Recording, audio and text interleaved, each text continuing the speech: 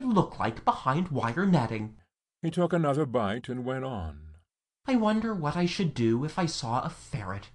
I suppose you haven't got a ferret on you, Princess? I beg your pardon, Prince? I'm afraid I was thinking of something else. What did you say? Nothing, nothing. One's thoughts run on. He put his hand out for the plate and discovered it was empty. He settled himself more comfortably and seemed to be about to sink into slumber when his attention was attracted suddenly by the knot in his tail. He picked it up and began lazily to undo it. I wish I could lash my tail, he murmured. Mine seems to be one of the tails that don't lash. He began very gingerly to feel the tip of it. I wonder if I've got a sting anywhere.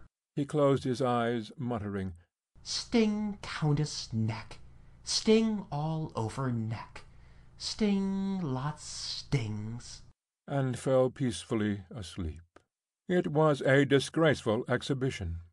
Roger Scurvilegs tries to slur it over, talks about the great heat of the sun, and the notorious effect of even one or two watercress sandwiches on a man who has had nothing to eat for several days.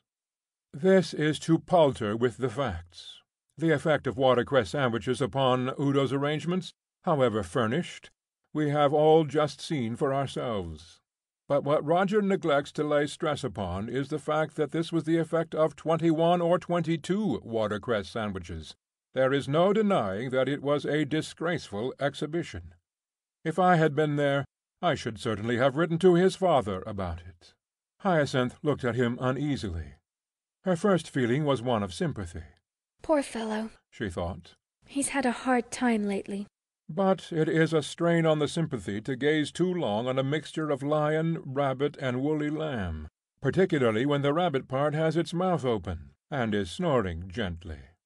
Besides, what could she do with him? She had two of them on her hands now, the Countess and the Prince. Belvane was in an even better position than before.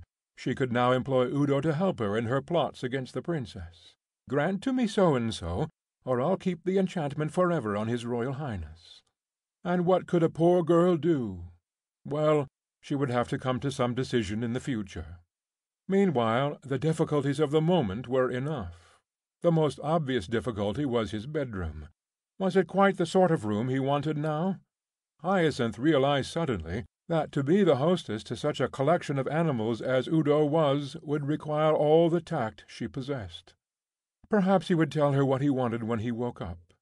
Better let him sleep peacefully now. She looked at him, smiled in spite of herself, and went quickly down into the palace.